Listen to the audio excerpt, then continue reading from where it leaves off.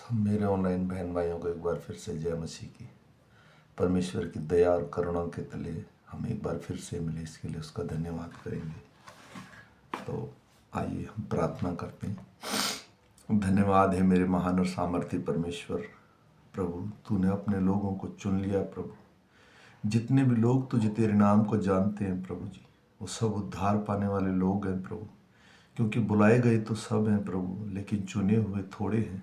तो तेरे तेरे जितने भाई बहन मेरे प्रभु जी इस समय इस ऑनलाइन प्रार्थना को सुने प्रभु, उनको छू लेना प्रभु जी। अपने अनुग्रह, अपनी दया, अपनी कृपा सदा उस पर बना के रखना प्रभु। ओ प्रभु, जिसके संतान नहीं है मेरे राजा, तू उनकी सुधि लेना प्रभु, उनके बंधन खोल देना प्रभु। तो रिबका का भी परमेश्वर है, सारा का भी परमेश्वर है, हन्ना का भी परमेश्वर है। ओ मेरे राजा, मैं विश्वास करता हूँ प्रभु जी कि तूने मेरे राजा इस सुबह के सुंदर समय में हमें फिर से मौका दिया और जीवित रखा प्रभु जी। तो अपने लोगों का उद्धार कर प्रभु जी। ओ प्रभु, तेरे वचन के पढ़े और सुने जाने पर आशीष हो प्रभु जी। जितने लोग नौकरियों में जाएं प्रभु जी, अपने पढ़ाई में जाएं प्रभु, अपने बिजनेस में जाएं प्रभु, अपने दूतों को उनके संग रखना, घर से बाहर निकलने अंदर आने मदद करना मेरे राजा। कोई बीमारी से है, कोई आर्थिक तंगी से है प्रभु जी, आज प्रभु उसका छुटकारा होने पाए उन बीमारियों और परेशानियों से, ताकि तेरी बड़ी सभा में खड़े होकर लोग गवाहियां दे सकें, हाँ जीवित परमेश्वर है और उसने मदद किया प्रभु जी। जितने लोग प्रभु जी तुझे पूर्ण मन पूर्ण हृदय से पुकारते हैं, उन तो सबकी विनती को सुनता है मेरे राजा। प्रभु, मैं सारा आदर सारी महिमा तुझे देते हुए छोटी सी विनती तेरे प्यारे बेटे मेरे उद्धार करता यीशु नासरी के नाम से मांगकर पा लेता हूँ पिता, आमीन। मेरे बहन भाइयों, मैं कोशिश करता हूँ मैं सारा दिन खुश रहूँ। कल मैं अपने काम पर हंस रहा था, एक मेरे भाई ने बोला तुम इतना खुश क्यों हो। मैंने बोला परमेश्वर ने मुझे 52 साल की उम्र में जीवित रखा। मेरे हाथ काम कर रहे हैं, मेरे पैर काम कर रहे हैं, मेरी जीभ काम कर रही है, मेरे होंठ काम कर रहे हैं, बीमारियों से ग्रस्त नहीं हूँ, रहने के लिए मेरे पास घर है। ये क्या कम है? यही परमेश्वर की दया है। तो इसलिए आइए हम वचन को पढ़ेंगे। आज तारीख है 11/2/2025। हम सुबह का वचन पढ़ेंगे। हम पढ़ेंगे मत्ती की पुस्तक में से 26 अध्याय और 1 से लेके 25 वचन तक। इसके पढ़े और सुने जाने पर प्रभु की आशीष हो। जब यीशु ये सब बातें कह चुका तो अपने चेलों से कहने लगा, तुम जानते हो 2 दिन बाद फसह का पर्व है और मनुष्य का पुत्र क्रूस पर चढ़ाए जाने के लिए पकड़वाया जाएगा।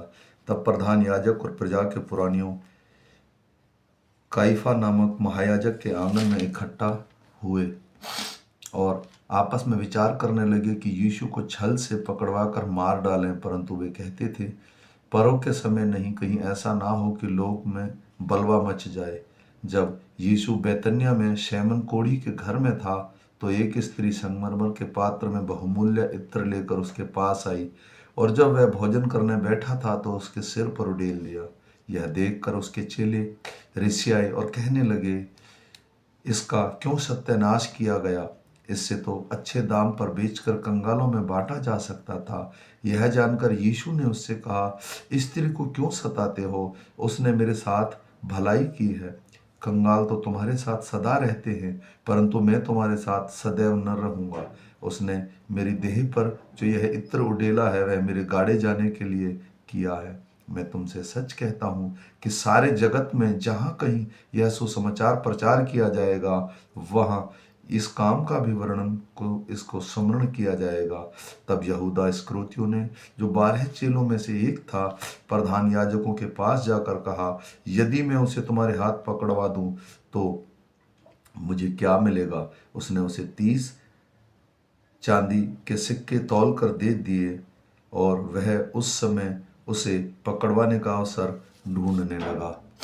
अख़मीरी रोटी के पर्व के पहले दिन चेले यीशु के पास आकर पूछने लगे, तू कहाँ चाहता है कि तेरे लिए हम फसह खाने की तैयारी करें? उसने कहा, नगर में अमुक व्यक्ति के पास जाकर उससे कहो, गुरु कहता है कि मेरे समय निकट है, मैं अपने चेलों के साथ तेरे यहाँ फसह मनाऊंगा। अंत चेलों ने यीशु की आज्ञा मानी और फसह तैयार किया। जहाँ सांझ हुई तो वह 12 के साथ भोजन करने के लिए बैठा। जब वे खा रहे थे तो उसने कहा, मैं तुम्हें सच सच कहता हूँ कि तुम में से मुझे एक पकड़वाएगा। इस पर वे बहुत उदास हुए और हर एक से पूछने लगे, हे गुरु, क्या वह मैं हूँ? उसने उत्तर दिया, उसने मेरे साथ थाली में हाथ डाला है, वह मुझे पकड़वाएगा। मनुष्य का पुत्र तो जैसे उसके विषय में लिखा है जाता ही है, परंतु उस मनुष्य के लिए शोक है जिसके द्वारा मनुष्य का पुत्र पकड़वाया जाता है।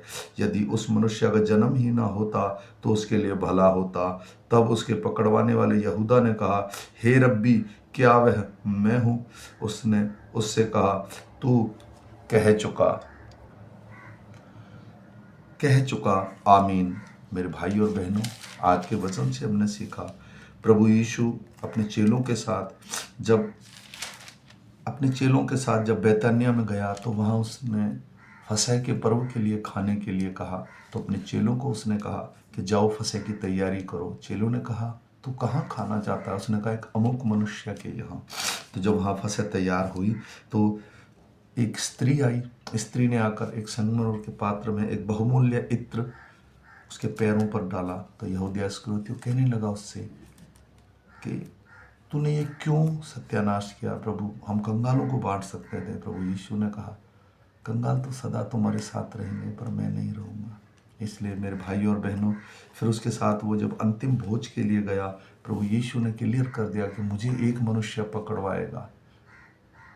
तो इसलिए उसके पकड़वाने के लिए जब तैयारी हो गई तो ये सब लिखा हुआ है, ये कोई प्रकाशन नहीं है, ये क्लियरली लिखा हुआ है। तो हमने आज सुना और हम आज इसको दिन भर मनन करेंगे कि परमेश्वर ने कहा, परमेश्वर का पुत्र तो पकड़वाया है ही जाता, पर हाय उस पर जिसने उसे ठोकर खिलाई।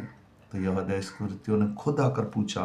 कभी कभार हमारे मनों में भी ऐसी चीज़ें होती हैं, हम कुछ काम गलत हो जाए उसके बाद भी हम जाकर कहते हैं, क्या मैंने किया? सिर्फ अपने आप को ठीक दिखाने के लिए। तो मैं आशा करता हूँ कि हमारा जीवन ऐसा ना हो और हम परमेश्वर के अनुग्रह, दया और कृपा में जिएं। और फिर मिलेंगे शाम के वचन के साथ। तब तक प्रभु यीशु का पवित्र आत्मा, उसका अनुग्रह और दया हम पर, हमारे परिवारों पर, हमारे काम काजों पर बना रहे। मैं यीशु के नाम से सबको जय मसीह की कहता हूँ। फिर मिलेंगे।